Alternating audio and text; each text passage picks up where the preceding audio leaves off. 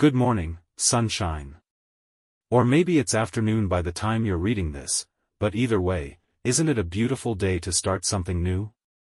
That's exactly what Harold thought as he stepped onto his back porch, a warm cup of tea in one hand and a packet of marigold seeds in the other. At 67, he wasn't chasing youth, he was planting joy. Literally. Gardening after 60 isn't just about putting a few plants in the ground. It's about rediscovering the rhythm of life. The early morning bird songs. The feel of fresh earth between your fingers. The slow, satisfying growth of something you've nurtured. Harold hadn't always been a gardener, but retirement had a way of offering gifts wrapped in curiosity. He'd always admired his neighbors' cheerful dahlias and crisp green beans. One day, he simply decided, why not me? So he began. Not with a huge plot or complicated tools, but with 3 flower pots, a few seed packets, and a heart wide open to new beginnings. There was no rush. No pressure. Just the quiet thrill of learning something new, of growing something, anything, with his own hands.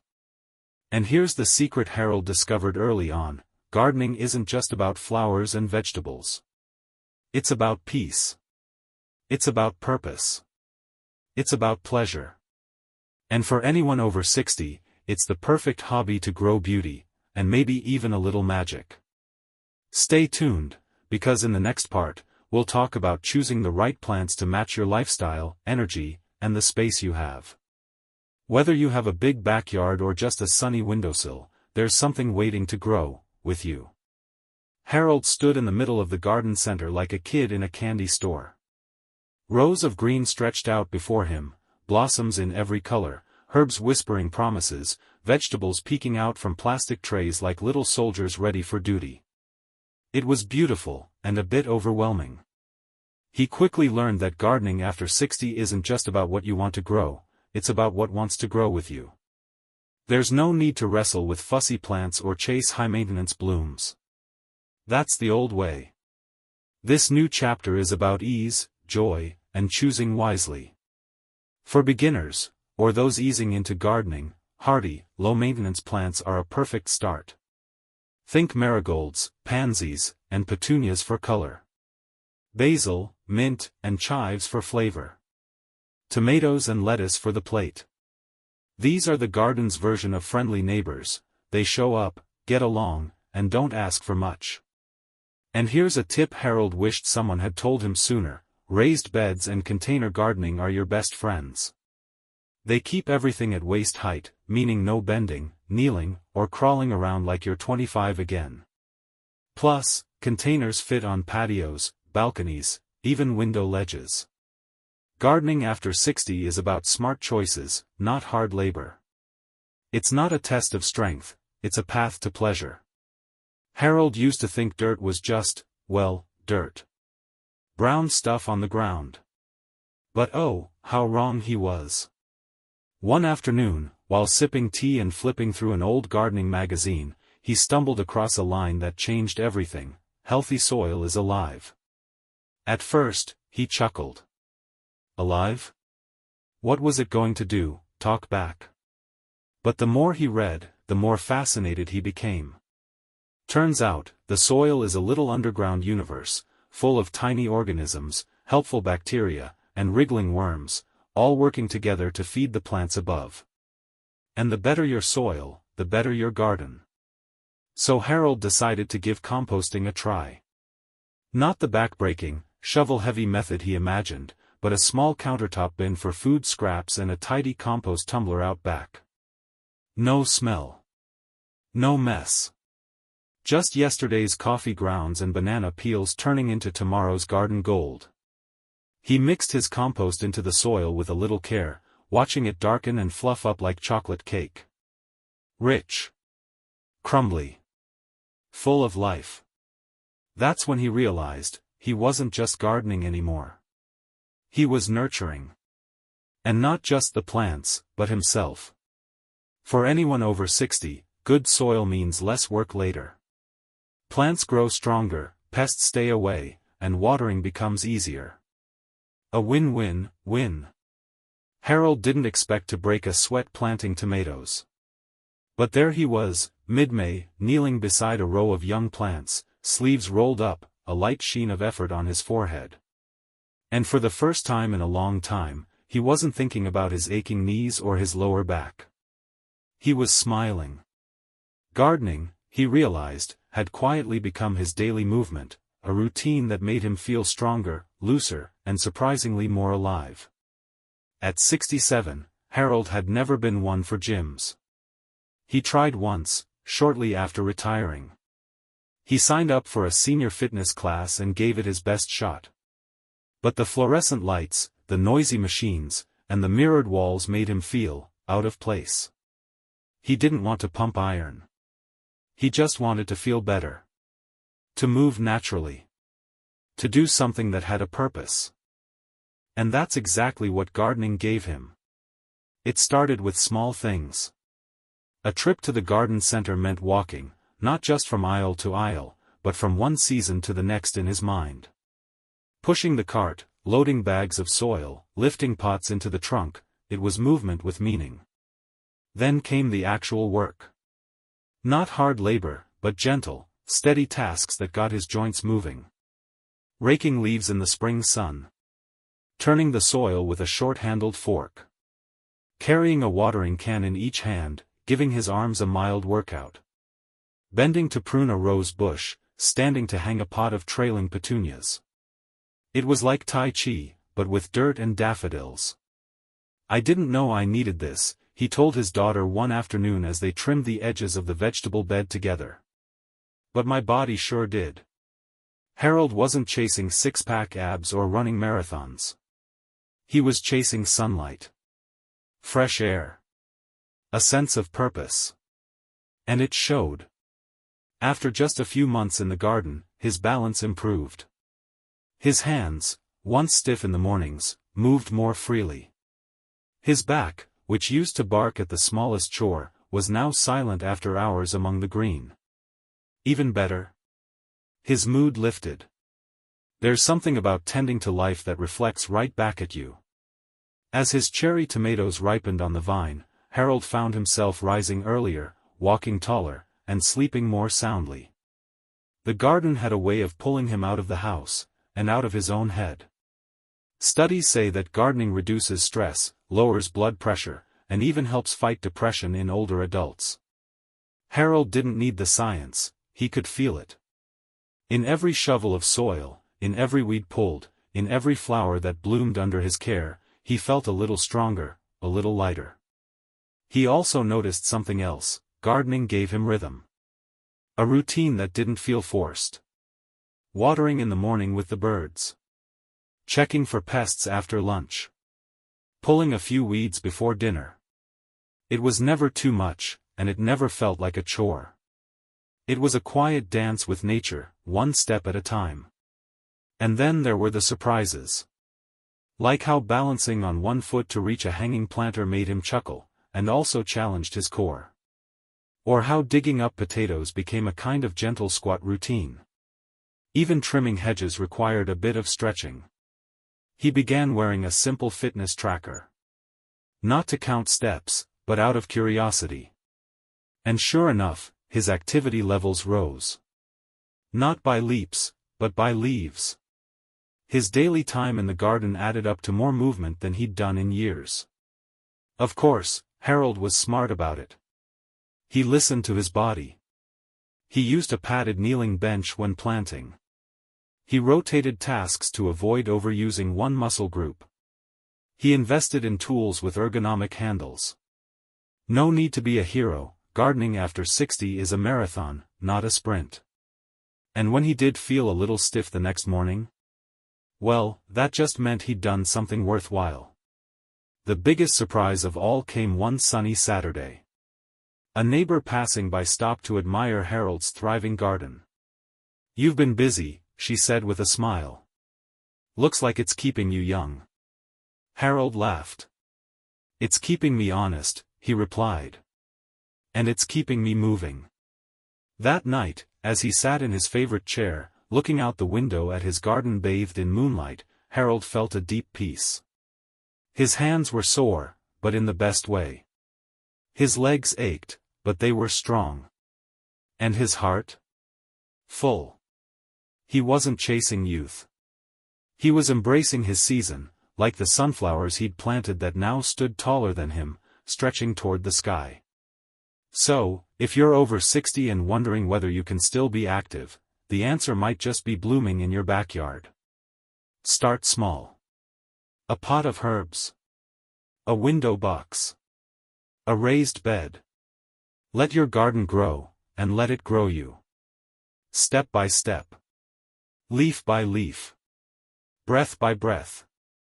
Because sometimes, the best workout doesn't even feel like one. Harold had always considered himself a bit of a lone wolf. Not in a sad, isolated way, he simply enjoyed his own company. Retirement had given him plenty of quiet mornings, slow afternoons, and time to reflect. But something began to shift as his garden blossomed. It started with a wave. It was late June, and the roses had exploded into bloom.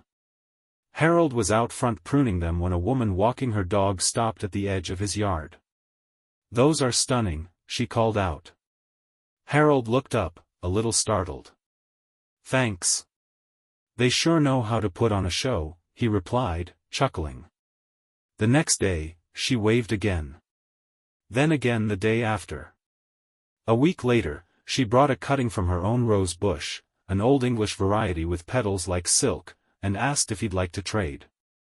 That's how it began, a simple exchange of blooms, a few shared tips, and a little patch of mutual admiration. Soon, Harold started seeing more familiar faces. People passing by would ask questions: "How did you get your tomatoes to grow so fast?" or "What's that yellow flower over there?" He found himself offering advice, swapping seeds, even jotting down the name of his favorite compost brand for a curious couple. One morning, a man about Harold's age rode by on a bicycle, paused, and said, "Your dahlias are better than mine. Want to come see what I'm working with?" Harold hesitated for a second, then said, "Sure. Why not?" That simple visit turned into a weekly ritual. Every Saturday, they'd take turns, one week in Harold's garden, the next in Ben's. They'd trade jokes, stories, clippings, and even the occasional mistake. "Tried planting squash next to cucumbers, never again," Ben laughed. They fought like siblings in a back seat. Harold had never known how much joy could grow from a garden gate swinging open. It wasn't long before someone suggested starting a neighborhood gardening club. "Nothing formal," the woman with the English rose had said. "Just a group of us who like getting our hands dirty." Harold wasn't sure at first. Clubs meant meetings. Meetings meant chairs and agendas. But this was different. They met once a month in someone's backyard. Everyone brought something, from homegrown zucchini muffins to mint tea steeped from freshly picked leaves. They walked through each other's gardens, shared what was thriving, what had failed, and what might be tried next. No judgment. Just laughter. Encouragement. And soil under every fingernail. What surprised Harold most was how easy the conversations flowed in the garden. Maybe it was the fresh air, or the shared passion. Maybe it was the simple fact that watching something grow gives people something to talk about, without small talk. He met a retired teacher who grew sunflowers as tall as her old blackboard. A former nurse who specialized in medicinal herbs. A young widow who had turned her grief into a riot of color with zinnias, snapdragons, and cosmos. Each person brought their own story, and somehow, the garden held space for them all. One day, after a particularly warm afternoon in the group's Herbs and Hydration workshop, Harold sat under a shady oak, sipping lemonade, and thought to himself, this is what I didn't know I was missing. The garden had opened more than just his gate. It had opened his world. He began noticing people more, at the market, in line at the library, during morning walks. If someone had dirt under their nails, he'd smile knowingly. He had joined a community without even realizing he'd been looking for one. They began doing seed swaps, Harold's favorite. Everyone would bring packets of seeds they had extra or saved from last year's harvest. "You haven't lived until you've bartered for basil seeds with a cinnamon roll," he'd joke. There was laughter, storytelling, and more than a few debates over the best time to plant sweet peas. Even outside the group, Harold found new bonds. A local elementary school was starting a vegetable garden, and someone asked if he'd help out. He hesitated. "What do I know about teaching kids?" But one visit changed his mind. The children were wide-eyed, curious, and totally in awe when he showed them a worm. "It's a superhero," he explained. "It turns garbage into gold." Their faces lit up. And something inside him did too. Harold realized that community wasn't just about companionship. It was about meaning, purpose, contribution. He had knowledge now, hard-earned through trial, error, and compost, and it mattered. People listened. They learned. And he learned too. One evening, during a potluck hosted in the backyard of a fellow gardener, someone toasted to the group. "To the garden," she said, raising her glass, "and to the way it keeps growing us." Everyone clinked their lemonade glasses. Harold smiled, touched by the truth of those words. Before gardening, Harold had plenty of quiet. But now, he had connection. Not loud, overwhelming crowds, but soft, steady friendships that bloomed in their own time. Just like a good perennial. He still had solo days, mornings spent in silence, hands in the dirt, mind wandering like a butterfly through the lavender. But now, there was always someone to call, someone to wave to, someone who'd say, "Hey, I've got some extra mulch if you need it." And that made all the difference. So, for anyone wondering if life after 60 gets lonely, Harold would say this: plant a garden. Water it with kindness. Share what you grow. You'll be amazed at what, and who, starts showing up. The garden doesn't just grow flowers and vegetables. It grows friends. It grows stories. It grows you. After a sudden loss in the family, Harold found himself moving slower. The colors in his garden didn't shine quite the same. The breeze that once felt refreshing now passed him by with barely a notice. But even in grief, the garden waited for him. He wandered outside one morning, still in his slippers. The roses had dropped petals. Weeds had crept in. But instead of judgment, the garden offered silence, a place where Harold could be exactly as he was. He pulled one weed, then another. Watered the basil. Trimmed a broken stem. There were no answers in the soil, but there was comfort. A gentle rhythm. The act of caring for something else gave his mind space to rest. That summer, the garden didn't bloom as bright. But it was his sanctuary. A quiet therapist that never asked questions, only listened, and grew. One of Harold's favorite discoveries was how gardening reconnected him to the seasons. In spring, he planted with hope. In summer, he maintained with pride. In fall, he harvested with gratitude. And in winter, he planned. Each season had its tasks, its lessons. In his younger days, the months all blurred together. But now, with a garden, time felt real again. Alive. He learned to embrace slow growth. To prepare before planting. To accept a late frost. Nature became his clock, not the one on the wall, but the one inside his heart. It reminded him that aging isn't about decline, it's about rhythm. The first time Harold picked a ripe tomato he'd grown from seed, he cradled it like treasure. It was warm from the sun and smelled like July. He sliced it for lunch, added basil from his pot, and sprinkled a bit of salt. One bite. He smiled. There was no Michelin star. No fancy meal.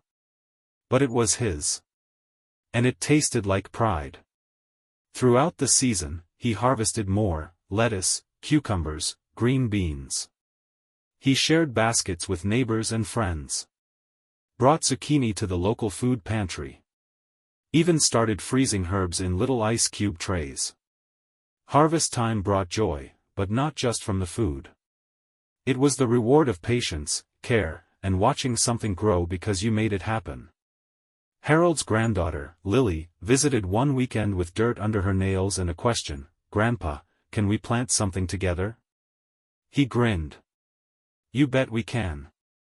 They picked out a patch beside the marigolds and called it Lily's Corner. She chose sunflowers, big ones, and giggled every time they grew an inch taller. They watered, mulched, and named the worms they found. Harold taught her to watch for ladybugs and avoid stepping on seedlings. In return, she reminded him to laugh, even when his knees cracked like old tree branches. Gardening became their bond. A bridge between generations. And as he watched her tiny fingers press seeds into the soil, Harold knew, this garden would outlive him in the best way. Now, as Harold sat on his porch, mug in hand, he looked over the garden he'd built, one bloom, one veggie, one day at a time. It wasn't perfect. A few weeds here and there.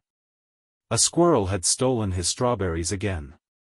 But it was his, and it was alive. The garden gave him beauty, motion, community, healing, and joy. It asked for his attention, but never more than he could give. And in return, it offered peace. At 68, Harold didn't just feel older. He felt rooted. And so, to anyone over 60 wondering what to do next, Harold would offer this. Pick up a trowel. Try a seed. Let the sun find your face. Because growing a garden after 60? It isn't just about flowers and vegetables. It's about growing pleasure, one petal at a time.